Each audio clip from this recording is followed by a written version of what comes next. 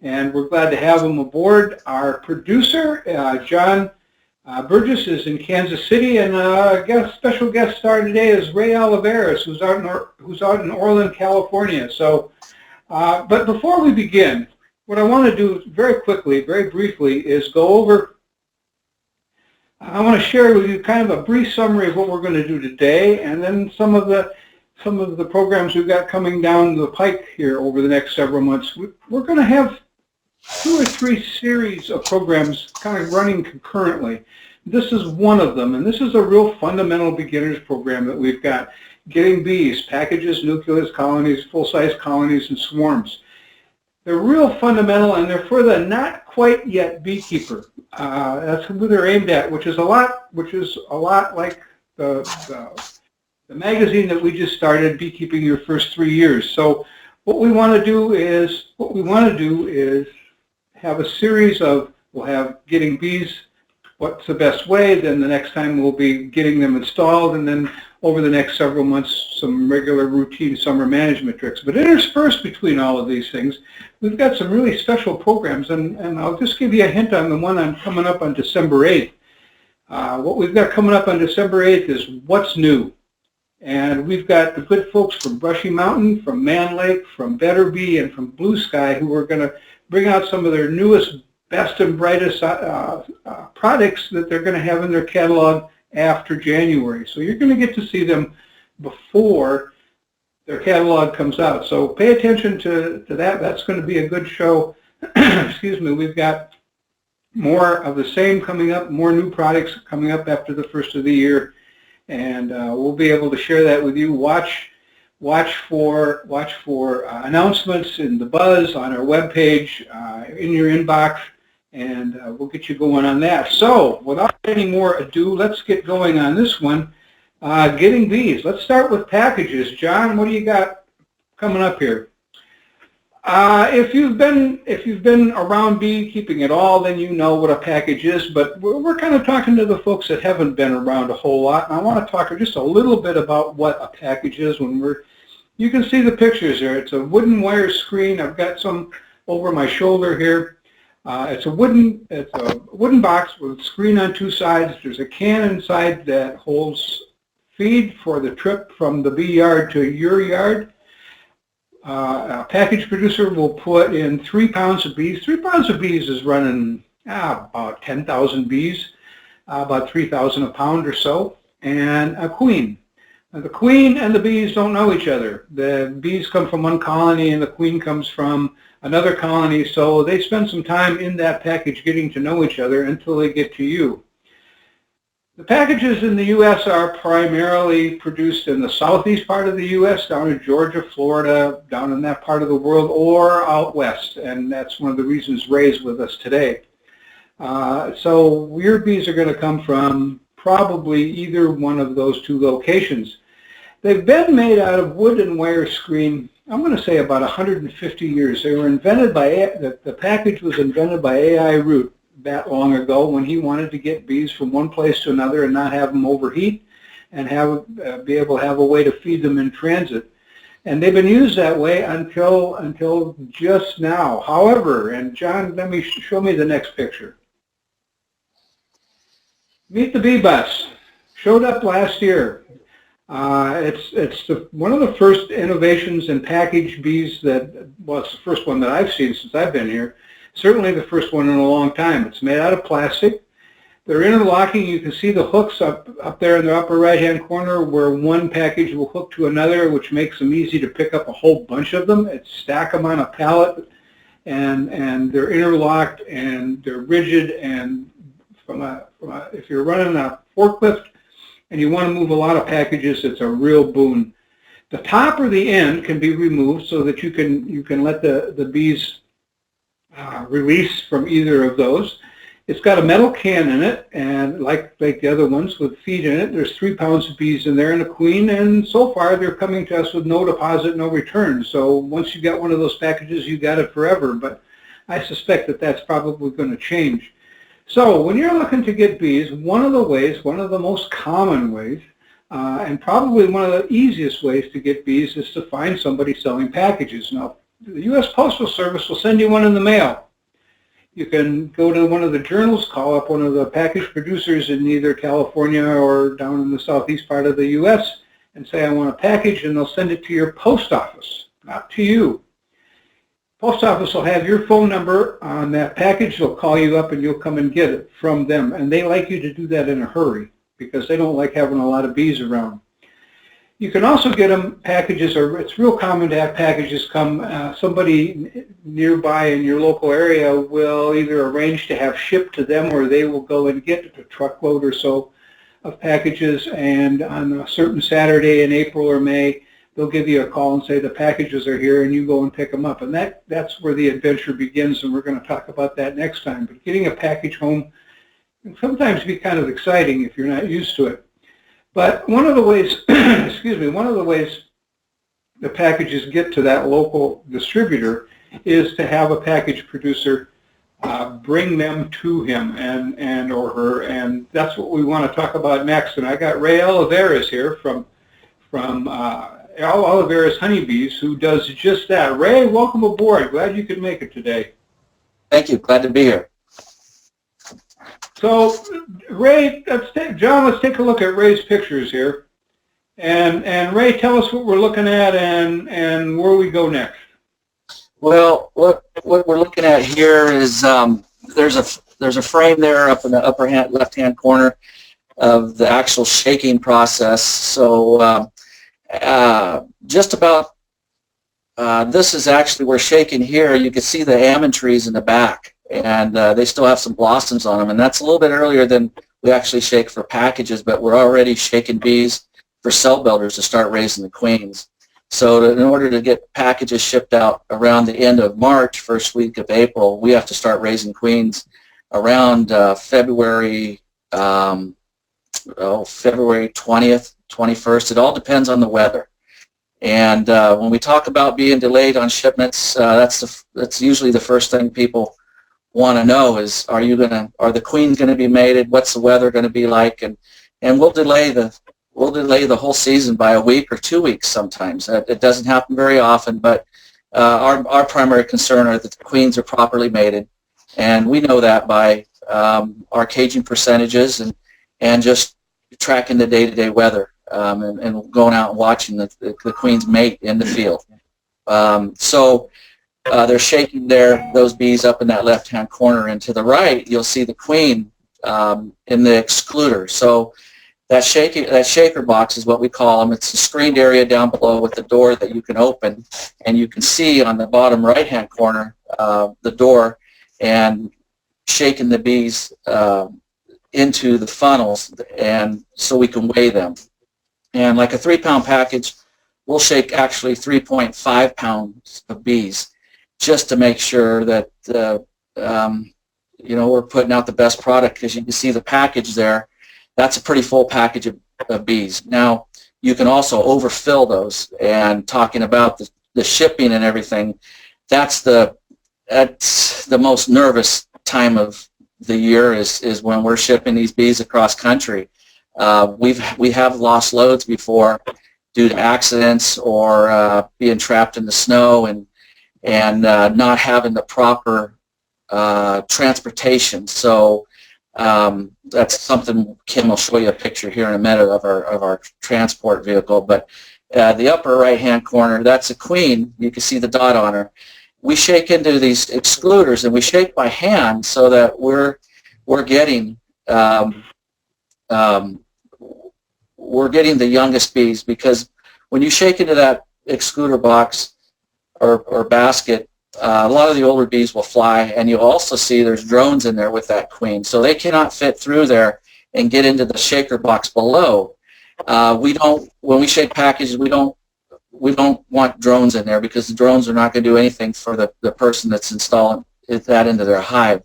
So no drones, obviously no queen. The queen goes back, we pick her up, put her back into the hive, and hopefully that hive will be ready to shake again in about 16 days. John, let's see that truck picture that Ray's talking about.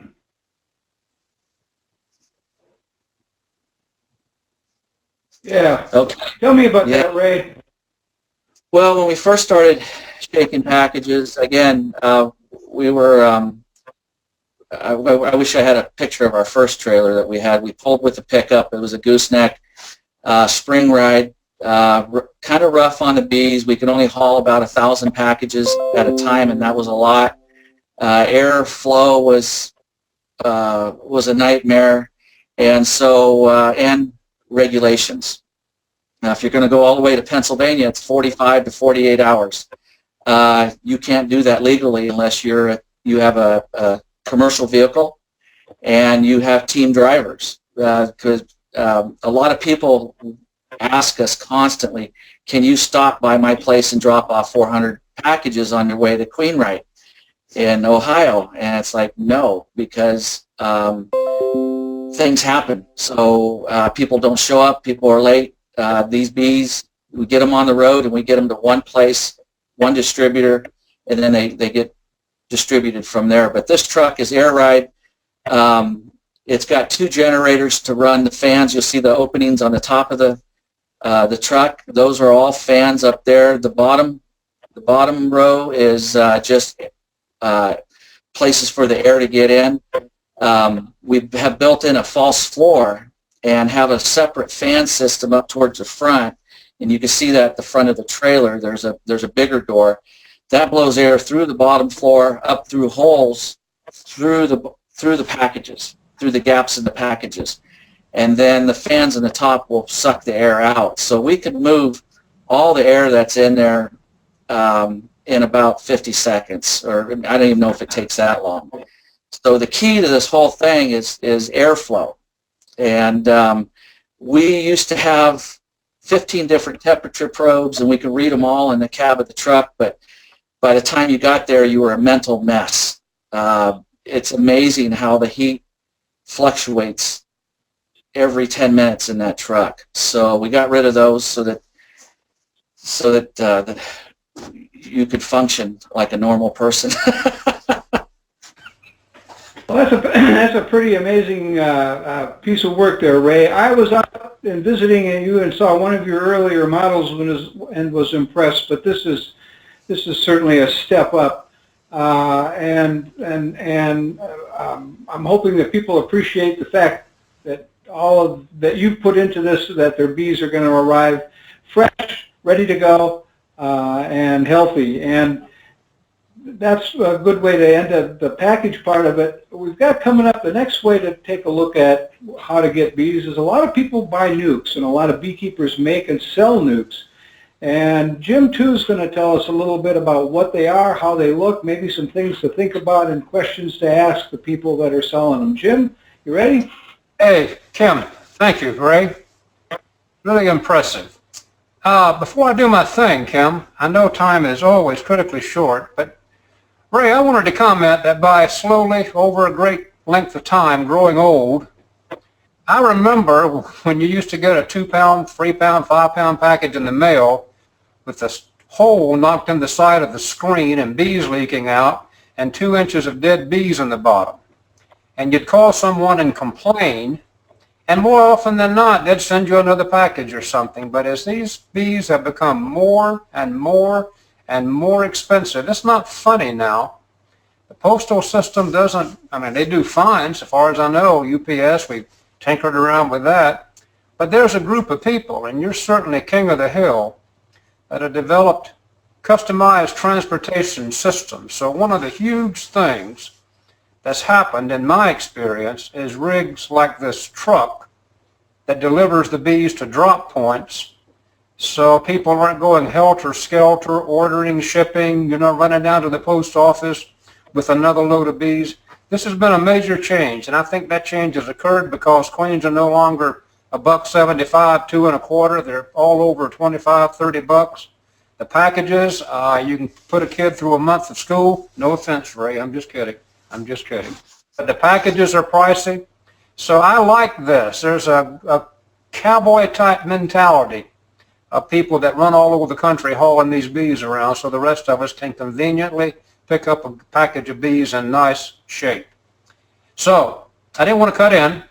You both had a good thing going. It would have been rude and I would have jammed things up, but I was just itching to have my little point. Now, John, I like this nuke thing.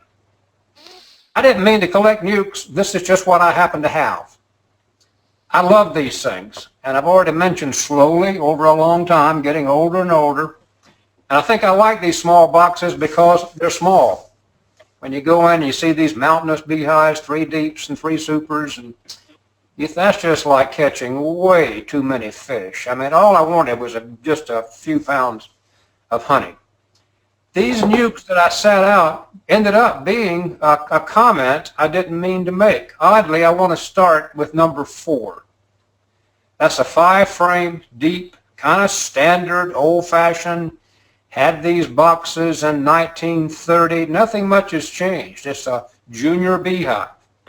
I'm giving a talk on, I'm not promoting, but sometime soon in Iowa, and I've named this talk Nucleus Hives, the Swiss Army knife of beekeeping, because you can do so many things with these. So that number 4 is the kind of thing that a goofy beekeeper can put on his shoulder and climb up an A-frame ladder in the back of his pickup and then reach as high as he can to shake the bees into that box, as opposed to, what, a bag, a full hive, or whatever.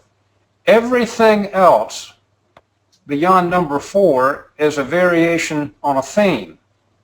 Number 1 is expanded polystyrene, dense. That's really interesting because it has a remarkable effect on the bee's ability to winter in that cold climate. That box has wintered several times here. Now, several times it's also died, the clusters in that box. But that expanded polystyrene is not going to go away, apparently. For all you people manufacturing wooden nukes, I'm not blasting them, but that plastic stuff just keeps on butting that down. Number 5 up there, forget the name of that. What is that, Kim? Bee House? Paradise Honey? It's available all over the world pretty much. I think it's called Bee House. The green thing is the Nucleus hive. The brown thing on the bottom is the hive stand. It's a ventilated bottom board. It's got multiple openings for multiple sizes. The brown thing on the top of number 5 is a feeder. It's just got all kind of contraptions and parts. And it too is expanded polystyrene. I don't want to talk too much, but I would like to say I painted those things, and I'm having a dickens of a time from keeping that latex paint from sticking together. So I'm going to see if I can't put a thin film of oil or WD-40 or beeswax or something on those joining edges to keep that latex paint from blending together with each other. Right underneath, number 2, sometimes you go buy nukes from other beekeepers, and that's what that was. That beekeeper took a deep frame, a deep hive body, cut it in half. The side I'm not showing you is ugly. It was a particle board. It doesn't stand weather well. It chipped and expanded. But all the guy wanted was a rigid box for me to get it home. It's also in a chipboard top on it that doesn't stand the weather well. But I'm going to modify that. Being a beekeeper, I'm going to put a traditional side on it, bring that around. I've got several of those. But the point I want to make is that some of these times it can just be a hive cut in half to work out.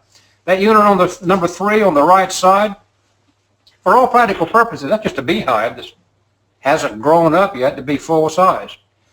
Beekeepers right here in Ohio, the equipment producers, are discussing using this for beekeepers with weight restrictions and limitations, maybe even young beekeepers.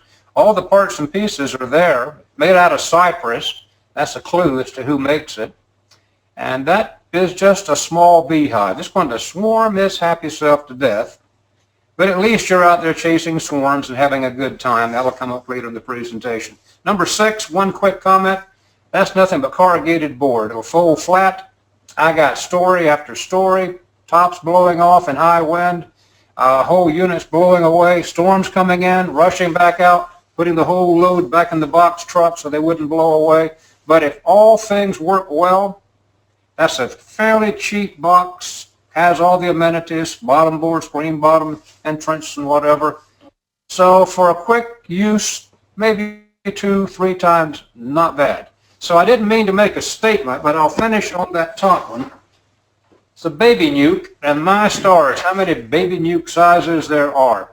This is a frame to one, and interestingly, if you can use your imagination, and I can make my finger work because this is reversed.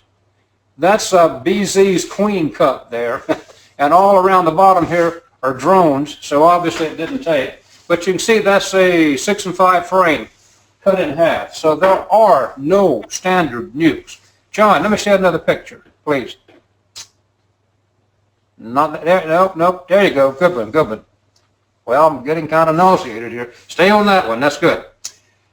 This is nothing more than a petitioned 3-way deep that you can do. Got to cut little rabbit joints down the middle, slip in 1/4-inch plywood or luan. So each apartment has 3 frames. You lost a frame by putting in the petitions. In the lower right corner of the picture, you can see a bee that's going into what's a small improvised entrance, other entrance maybe on the side and the back, but either way, that's a triplex. In the middle picture, you can see these 5-frame nukes being used to bank queens. Actually, some of them are double deeps. Of course, you're feeding those things. And here on the far right, Jennifer's doing the laborious process of feeding a 5-frame nucleus colony. I'm not sure it really is a nucleus colony. We've got to call it something. It's actually just a small colony in a small box. I mean, it's going to swarm, it's going to outgrow it, but these are really good things that you can work with. Everybody should have a handful of nukes somewhere, like I did to make that picture for you. They all grow up. What do they grow into, Kim? Well, both nukes are going to grow into full-size hives over the course of the summer. John, can you give me a shot at the next one? And like nukes, full-size colonies comes in all different shapes and sizes. There's deep boxes, medium boxes, and shallow boxes. There's boxes with 8 frames and boxes with 10 frames, and there's boxes with wood and styrofoam. And if you want something, you can probably find it made out of whatever material and containing however many frames. So a full-size colony is what you want it to be, and the standard that most people refer to when they're thinking of a full-size has 10 frames. Generally, it has 2 deep boxes, the big boxes there you see. For the brood nest, and piled on top of that, it has smaller boxes, either mediums or shallows, that the bees store the honey in that the beekeepers harvest. But there is no written rule that says it has to be that way. I personally use all medium boxes, and I use boxes with 8 frames. So I'm way out on one end, and there's a lot of commercial people who use only deep boxes. And there's a lot to be said for both of those extremes, because I don't have to worry about what size box I'm going to grab when I go out to the bee yard. I just grab a box, and if I need a honey super, I got the right box, and if I need a brood super, I've got the right box. All my boxes are 8 frames, so I don't have a fit problem when I get out there.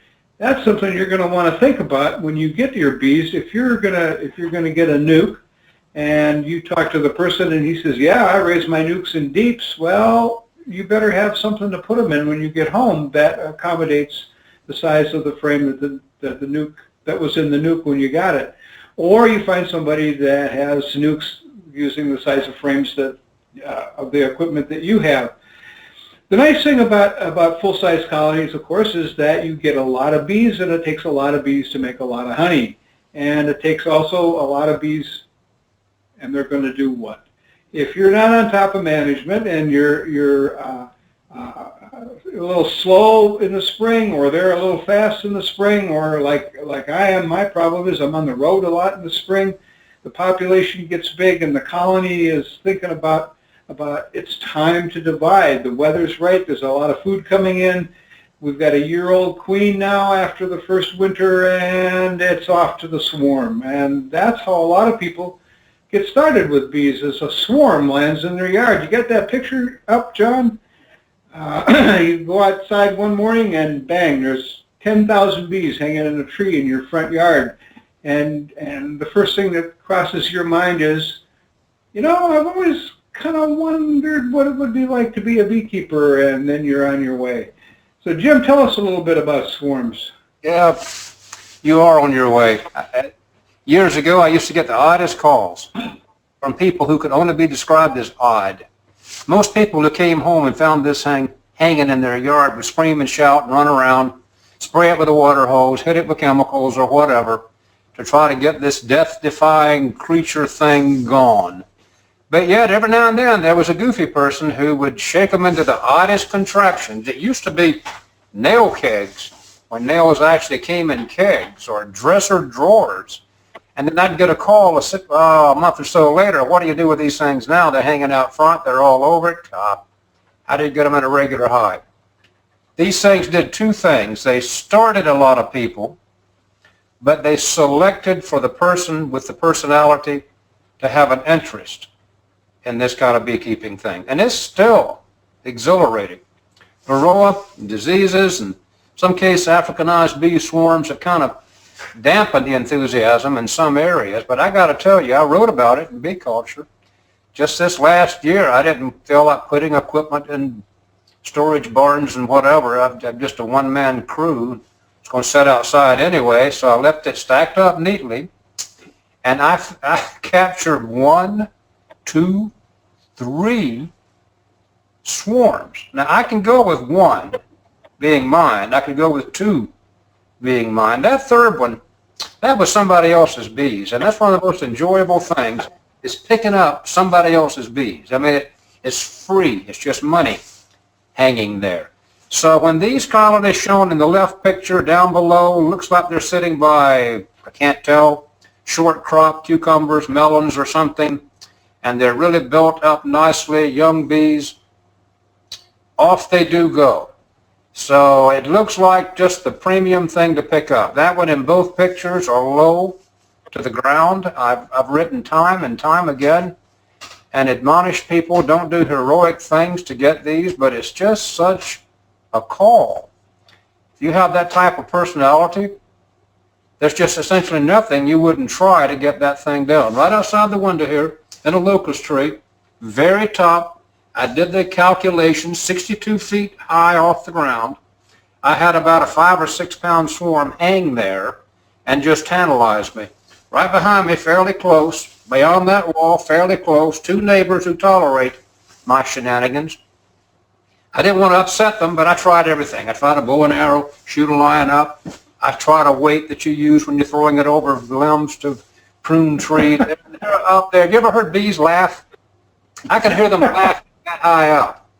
So you have to just stand there and anguishedly watch them fly away.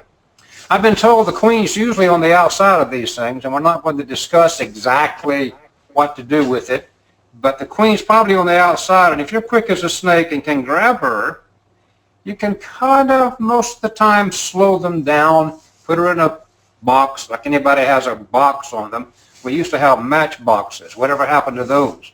So you got to find something to put them in.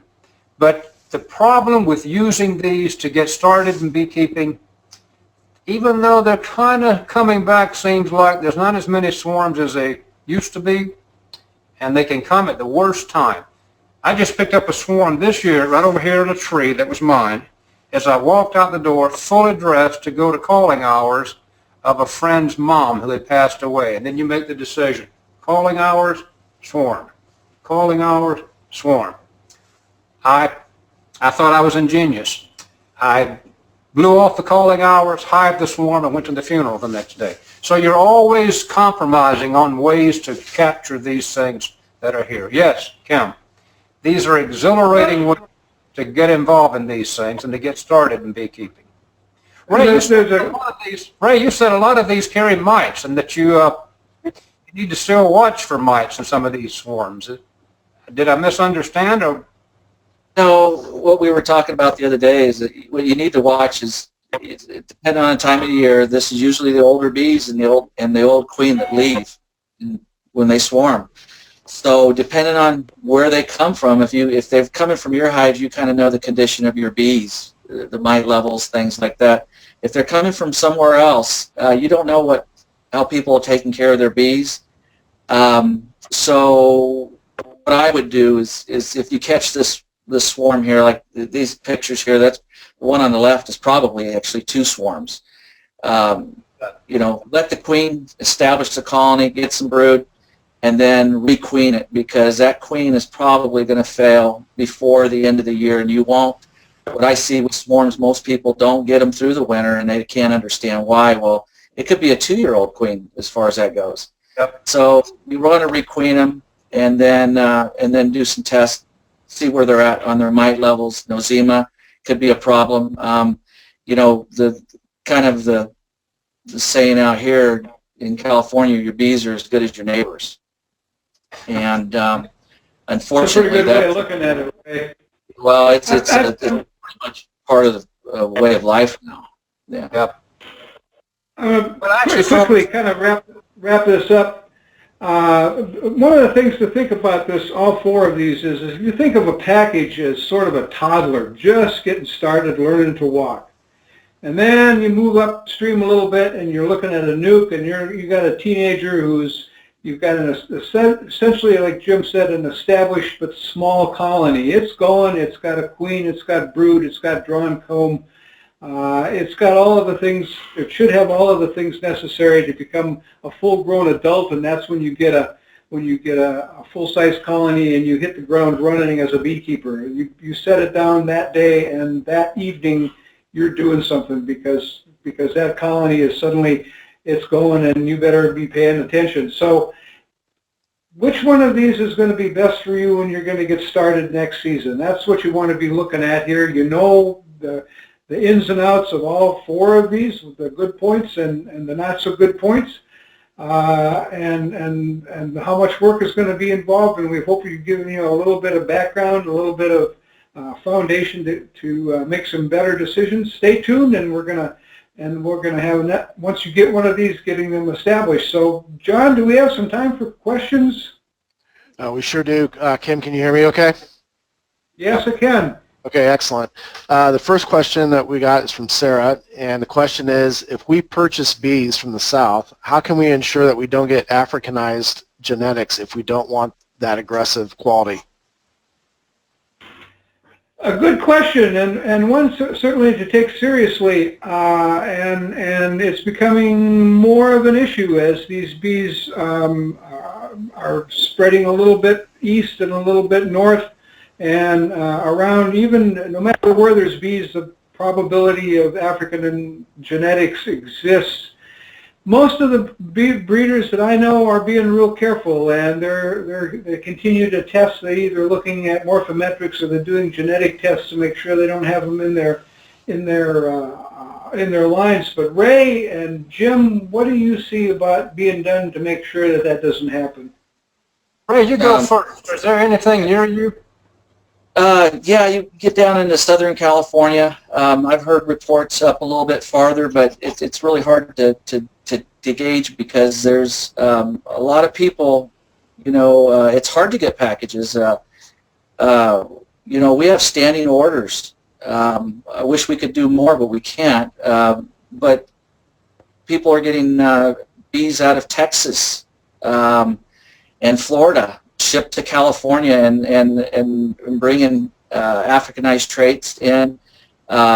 Those bees don't do too well in certain areas, and they kind of go away. So you get kind of false reports as to how far they're up. But like what we have to do, we ship a lot of queens to Canada. So out of Hawaii, because we have Big Island queens in Hawaii also. So we test our bees genetically for Africanized traits or genes. So we've been doing that for over 10 years now.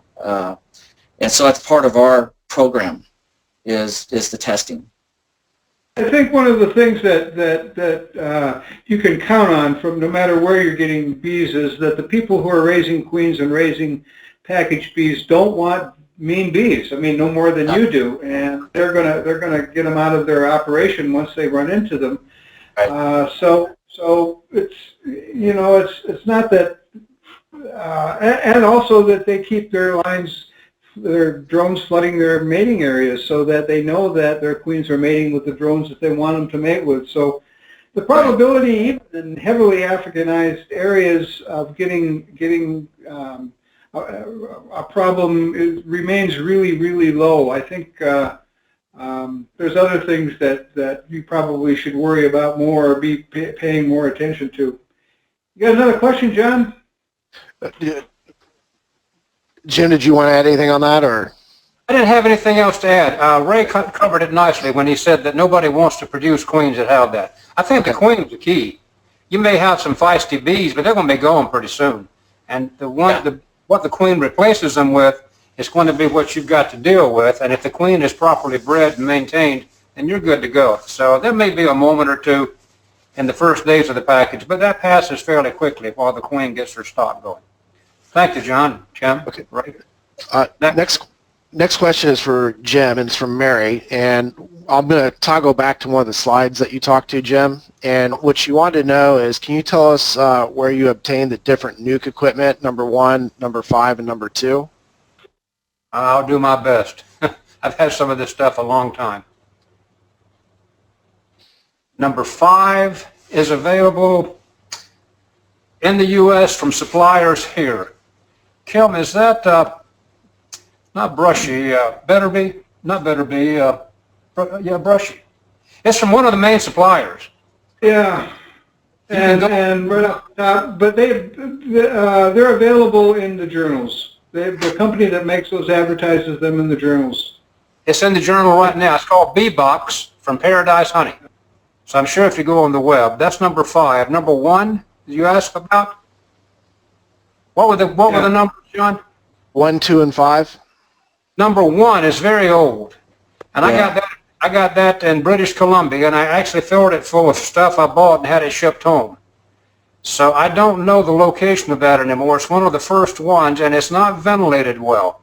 It will accumulate water because there's no opening in the bottom. So even if you can find it, you want a newer model of that. So that one has been upgraded if it's still available. The last one, John? 5. Now, I've already discussed 5. 1, 2, and 5.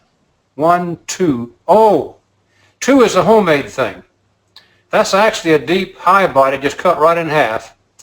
Maybe I should have shown the other side. The other side is just a rotting particle board. So that's nothing more than a deep with an improvised bottom and an improvised top. So number 5 is probably the one most readily available. Number 3 is also commercially available. Should I be calling names, Kim? Well, if I want to get it, where do I go, Jim? So I got that at Rossman Acres in Moultrie, Georgia. Yeah. Well, you said Cypress, and that's what they're known for. Well, that's what I thought would be enough of a clue, but maybe new people wouldn't know that. But yeah. So if you're going to do styrofoam, number 5 right now is a common nuke. The others are readily available. I hope that helps some. If that's not good enough, write me. I'll try again. We got time for one more, John? Yeah, sure. We have this question is for Ray. It's from Merton. And on bees you shake for packages, do you treat the packages for mites before you ship? No, the bees are treated months prior to package season.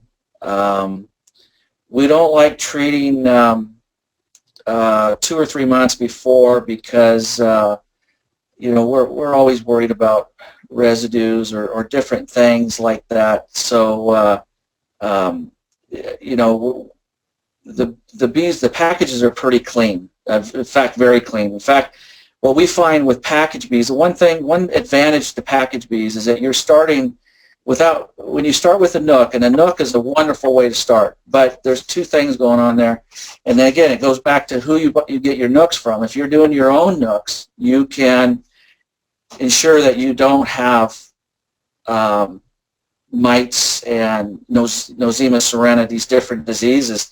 If you're getting them from somebody else, you need to know what their practices are, because you can get a nook from another beekeeper and it's loaded with mites already because you've got established brood.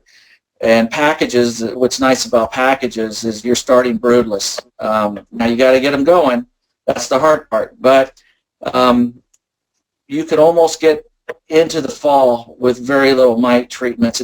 But it depends on your neighbors, what the environment outside, outside of your own apiary as to whether you get infested from other bee swarms that are failing, or hives that are failing from somebody's not taking care of their hives. But but we always tell people when they get packages from us, when you get into early August, start testing for mites, because the variables are just, I could go on for an hour about how everything we've experienced. John, I think we're getting close to the magic hour here. Do I have time for one question to Ray? Yes. Yeah. Ray, early on you were showing them shaking packages, and what you said is they were standing next to an almond orchard. And all of us on the East Coast spell that A-L-M-O-N-D and pronounce it almond, and you pronounce it almond. Can you tell me why? They shake the hell out of it. Well, it depends on if you're from Southern California and it's almonds, you know, Target, almonds, almonds. Okay. Kim, there's one thing I want to make. Is there one thing I could talk about real quickly? Sure. A second. Okay. These bee bust packages. I just want to, you know, we get a lot of questions, and we're going to get a lot of questions about this. And you mentioned it's something new, and it's probably the newest thing since the forklift. Not a lot of new things happen in the bee industry. One of the things that we've always been concerned about, and we've experienced, everybody wants to return the package because they can get back $2 or $3. Okay. The problem with that, what we've found in the past, is that we send them out to Michigan, Ohio, Wisconsin, wherever it's at. The people install their package. They put their package in their shed, and it's sitting next to 7 or Ant Be Gone or whatever. Wood absorbs everything, and we've gotten packages back that we shake bees into the next year, and the bees die over 2 or 3 days, and we can't figure out what's going on. And we've had some of this wood tested, and people never really thought about that. But you know, our job is to get the best product out there. So anything that's new and improved, that's what we're going to do. And the thing about this is food grade plastic, and it's recyclable.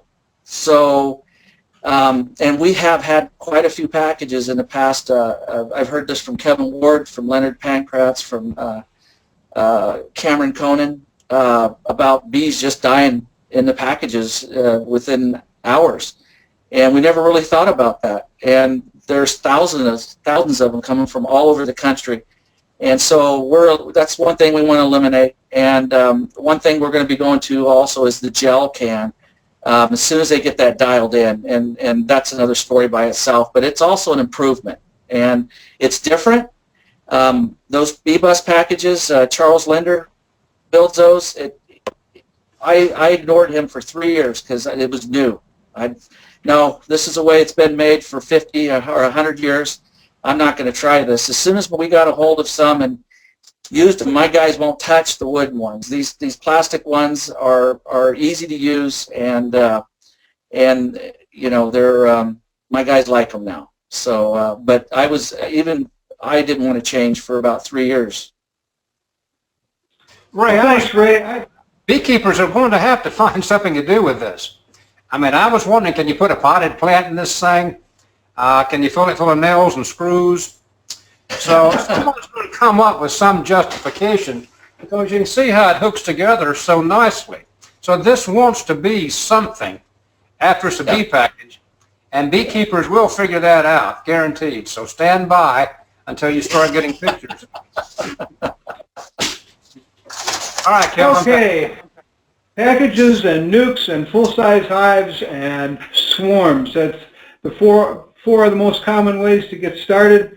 We want to thank you all for tuning in today. Be sure to mark December 8th for the next program, What's New in 2017. And John and Jim and Ray, all of us here. By the way, before we forget, all of us want to thank you and yours, or wish you and yours a happy Thanksgiving holiday. We hope to see you again in December, and come on back. Bye. Thanks, Kim. Thanks, Jim. Yes, sir.